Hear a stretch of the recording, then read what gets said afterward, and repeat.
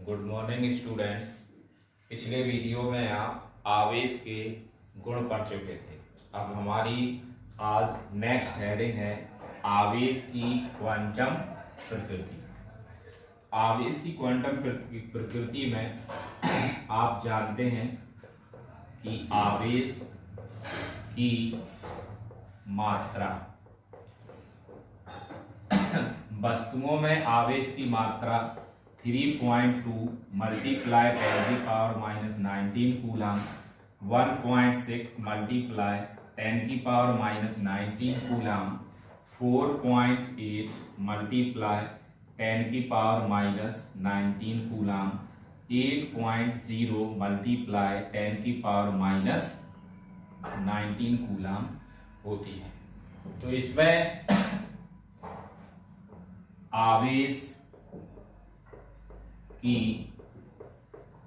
न्यूनतम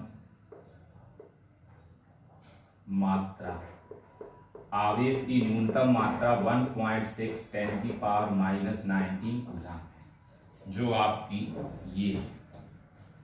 जैसे आप जानते हैं 1.6 2 जा 3.2 होता है, 1.6 3 जा 4.8 होता है, 1.6 5 जा 8.0 होता है। तो आवेश की न्यूनतम मात्रा कितनी प्राप्त होती है? 1.6 10⁻⁻19 कूलम। तो हम कह सकते हैं कि किसी वस्तु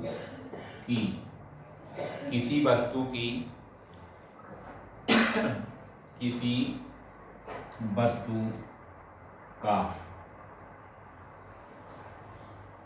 आवेश, किसी वस्तु का आवेश 1.6 10⁻⁻19 कूलम का पूर्ण गुणज होता है। तो किसी वस्तु का आवेश 1.6 मल्टीप्लाई 10⁻⁻19 का पूर्ण गुणज होता है। तो इससे यह स्पष्ट है कि किसी वस्तु का आवेश Q बराबर 1 मल्टीपल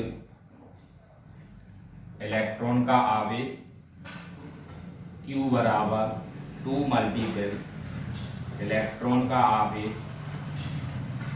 इसी प्रकार हम कह सकते हैं Q बराबर 3 मल्टीप्लाई E। तो डॉट डॉट ऐसे आगे बढ़ते जाएंगे तो डॉट डॉट Q बराबर हम क्या लिख सकते हैं? N multiple E। अतः हमें एक सूत्र प्राप्त हो जाता है Q बराबर Ne, जहां Q किसी वस्तु का आवेश है, N क्वांटम प्रकृति या इलेक्ट्रॉनों की संख्या और E हमारा आवेश होता है, जिसका मान 1.6 मल्टीप्लाई 10⁻⁻19 कूलम होता है। अतः हम कह सकते हैं कि N बराबर 1.1, 2, 3, डॉट डॉट अनंत तक पहुंच सकते हैं। Q बराबर अभी हमने क्या प्राप्त किया है? N, जो आपका सूत्र है, जहां N क्वांटम संख्या है। अब एक शब्द इसमें आता है क्वार्क। क्वार्क का मीन समझना है। जैसे आप लोग जानते हैं N बराबर 1, 2, 3 डॉट डॉट आगे बढ़ते जाते हैं, तो जहां N आपकी क्वांटम संख्या कहलाती है। लेकिन यदि जब आपका 1/3 इलेक्ट्रॉन 2/3 इलेक्ट्रॉन आ जाता है तो N की वैल्यू हमें पॉइंट प्राप्त होती है 1/3, 2/3।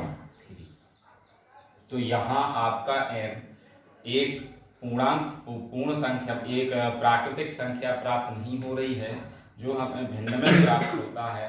तो आपका भिन्न, यदि N का मान भिन्न में होता है, जैसे 2/3 या 1/3, तो तो वहां हम n को नाम क्या देते हैं, क्वार्क।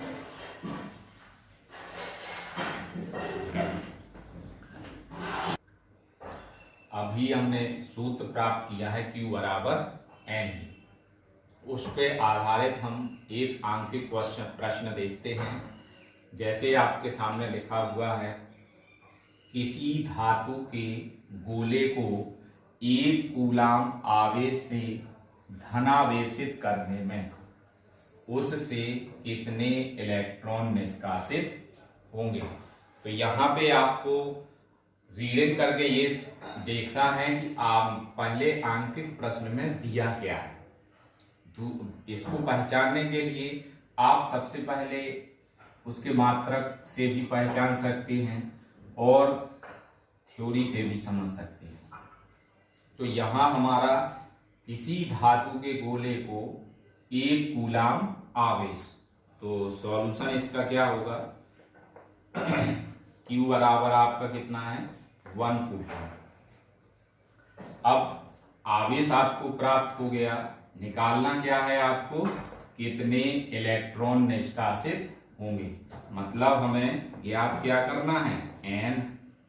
तो आपके E का मान कितना हो जाएगा, E बराबर 1.6 मल्टीपल 10 की पावर -19 कूलम।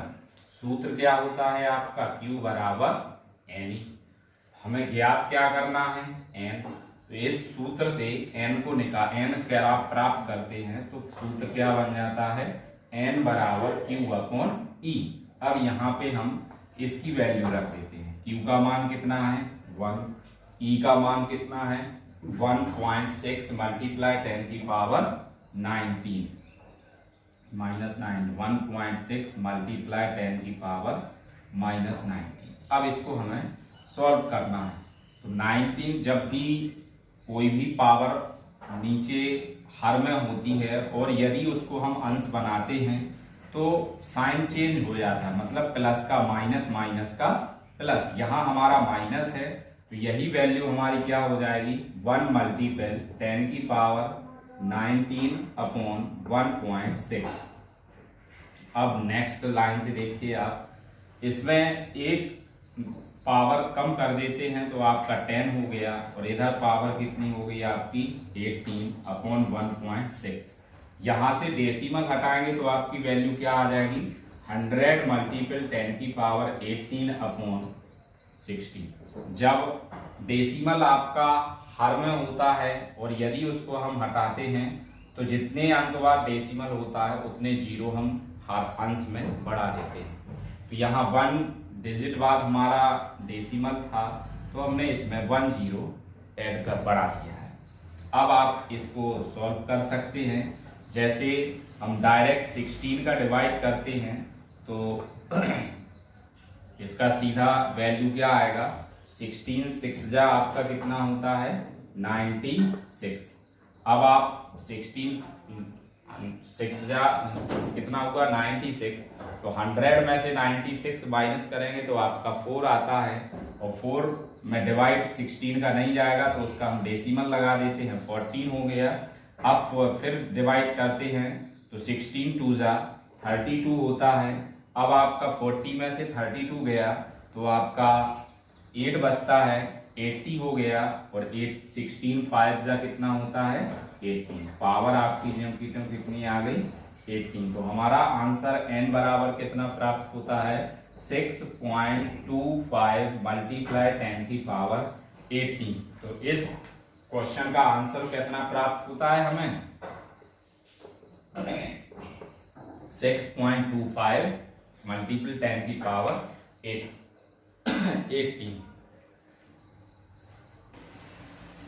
अब हमें नेक्स्ट हेडिंग पढ़ना है, आवेशन से द्रव्यमान में परिवर्तन। तो इसको हम शॉर्ट में समझते हैं। जैसे हमने किसी वस्तु का द्रव्यमान m1 लिया, किसी वस्तु का द्रव्यमान क्या मान लिया हमने, m।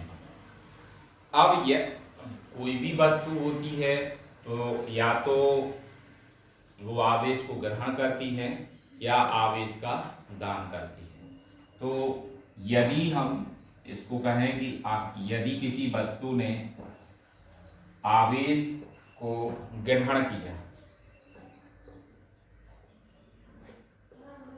तो यदि इलेक्ट्रॉन का ग्रहण करती है, तो जब कोई वस्तु आवेश को ग्रहण करेगी तो उसके द्रव्यमान में क्या होगी, वृद्धि होगी। तो उसका द्रव्यमान हमने क्या मान लिया, m। अब दूसरा पॉइंट क्या आएगा आपका, यदि कोई वस्तु इलेक्ट्रॉन का क्या कर दे, दान कर दे।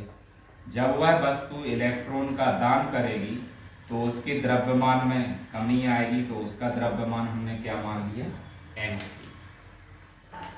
किसी वस्तु का द्रव्यमान क्या है हमारा, m1।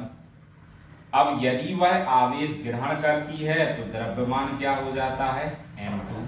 तो वस्तु के द्रव्यमान में वृद्धि हुई, तो यहाँ हम क्या लगा सकते हैं, ग्रेटर। अब यदि हमने आवेश का उस वस्तु में से दान किया तो द्रव्यमान में क्या होगी, कमी, तो भी क्या हो जाएगा, ग्रेटर देन m3। हम कह सकते हैं कि यदि कोई वस्तु किसी आवेश को ग्रहण करती है तो उसका द्रव्यमान में वृद्धि होगी, और यदि कोई वस्तु इलेक्ट्रॉनों का दान करती है तो उसके द्रव्यमान में कमी होती है। तो एक हमारे क्वेश्चन प्राप्त हो जाता है कि यदि कोई वस्तु इलेक्ट्रॉन को ग्रहण करती है तो उसके द्रव्यमान में कमी होगी या वृद्धि। तो आपको ये ध्यान रखना है कि यदि कोई वस्तु इलेक्ट्रॉन को ग्रहण करती है तो उसमें द्रव्यमान में वृद्धि होगी, और यदि कोई वस्तु इलेक्ट्रॉनों का दान करती है तो उसके द्रव्यमान में कमी होगी। तो इस प्रकार हम इसका सूत्र प्राप्त कर सकते हैं, डेल्टा m। किसी वस्तु का द्रव्यमान हमने क्या माना, डेल्टा m। अब आवेश प्लस माइनस में होता है तो plus minus n n2 me, जहां n किसी वस्तु में इलेक्ट्रॉनों की संख्या या क्वांटम संख्या है, और m e आपके एक इलेक्ट्रॉन का द्रव्यमान है, और एक इलेक्ट्रॉन का द्रव्यमान होता है 9.1 मल्टीप्लाई 10 की पावर माइनस 31 किलो। तो हमें एक सूत्र प्राप्त हो गया, m डेल्टा m बराबर plus minus n m e। यहाँ डेल्टा m क्यों लगा है, क्योंकि उसके द्रव्यमान में परिवर्तन होता है, इसीलिए हम डेल्टा लगा देते हैं। और आवेश प्लस में भी होता है और माइनस होता है, मतलब इलेक्ट्रॉन होगा तो माइनस होगा, प्रोटॉन होगा तो प्लस होगा, n क्वांटम संख्या होगी, और me आपके एक इलेक्ट्रॉन का द्रव्यमान है 9.1 मल्टीप्लाई 10 की पावर माइनस 31 किलोग्राम। अब इस सूत्र पर हम एक और अंक के क्वेश्चन देखते हैं। जैसा कि आप लोगों के सामने प्रश्न लिखा है, किसी वस्तु को इतना आवेशित किया जाता है कि उसके द्रव्यमान में 9.1 नैनोग्राम की वृद्धि हो जाती है। तब हमें फर्स्ट क्वेश्चन क्या ज्ञात करना है, कितने इलेक्ट्रॉन वस्तु को दिए जाएं। दूसरा क्वेश्चन, आवेश का मान एवं प्रकृति ज्ञात करो। तो इसका हम सॉल्यूशन देखते हैं। सॉल्यूशन क्या होगा, जैसा कि आपके सामने क्वेश्चन में लिखा है, उसके द्रव्यमान में कितनी वृद्धि हो रही, 9.1, मतलब द्रव्यमान में परिवर्तन हो रहा। तो हमारा डेल्टा m बराबर वैल्यू कितनी हो गई, 9.1 नैनोग्राम। अब आप सभी जानते हैं कि 1 नैनोग्राम बराबर कितना होता है, 10 की पावर माइनस 9 ग्राम। तो डेल्टा m का मान क्या हो गया, डेल्टा m बराबर 9.1 मल्टीपल 10 की पावर माइनस 9 ग्राम। अब ग्राम को हमें किस में कन्वर्ट करना है, किलोग्राम में। तो इसी को हम क्या लिख सकते हैं, 9.1 मल्टीप्लाई 10 की पावर माइनस 9 मल्टीप्लाई 10 की पावर माइनस 3 किलोग्राम। अब ग्राम से आपको किलोग्राम में चेंज करना है, तो या तो आप 10 की पावर 3 का डिवाइड करेंगे या 10 की पावर -3 का मल्टीप्लाई कर देंगे तो डेल्टा m की वैल्यू क्या हो जाएगी 9.1 मल्टीपल 10 की पावर -3 और 9 कितना हो जाएगा 12 किलोग्राम। ये हमारा क्या हो गया द्रव्यमान। अब इसके बाद आप जानते हैं कि 1 इलेक्ट्रॉन के द्रव्यमान 1 इलेक्ट्रॉन का द्रव्यमान कितना होता है 9.1 मल्टीप्लाई 10 की पावर -31 किलोग्राम। और आपका सूत्र क्या होता है डेल्टा m बराबर, सूत्र क्या होता है डेल्टा m बराबर NME। अब हमारे पास डेल्टा m का मान भी प्राप्त है और me का मान भी प्राप्त है। हमें किसका मान ज्ञात करना है n का, तो n बराबर क्या निकल आएगा सूत्र डेल्टा m अपॉन me। अब इन सब दोनों के मान इस सूत्र में हम रख देंगे 9.1 मल्टीप्लाई 10 की पावर -12 अपॉन 9.1 मल्टीप्लाई 10 की पावर -31। तो 9.1 से 9.1 कैंसिल हो गया। अब आपको पता है कि कोई भी पावर अगर माइनस में होती है उसको हम ऊपर ले जाते हैं तो प्लस में हो जाती है। तो 10 की पावर -31 को जब हम ऊपर ले जाएंगे तो 31 में से 12 माइनस होगा तो n बराबर कितना आ जाएगा 10 की पावर 19।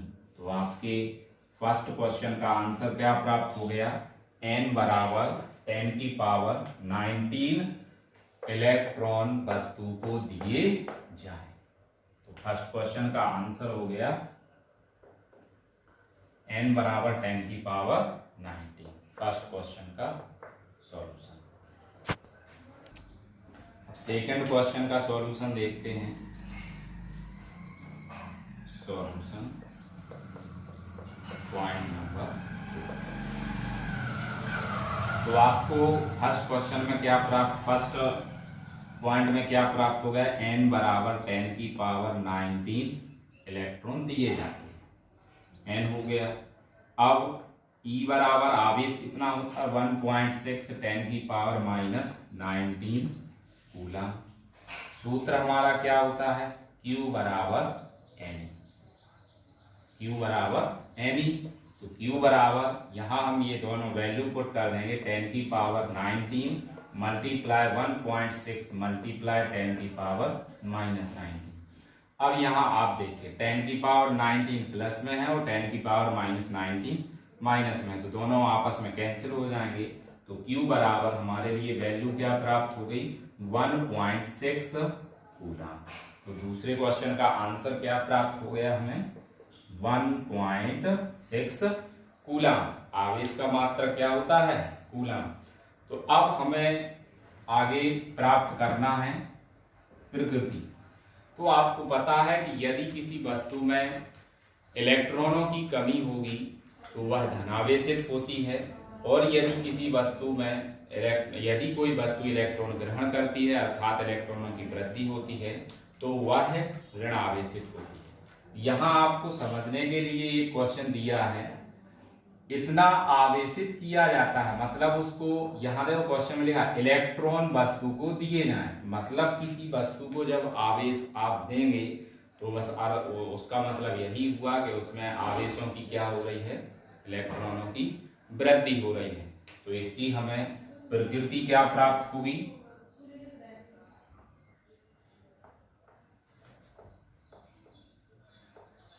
ऋण आवेशित।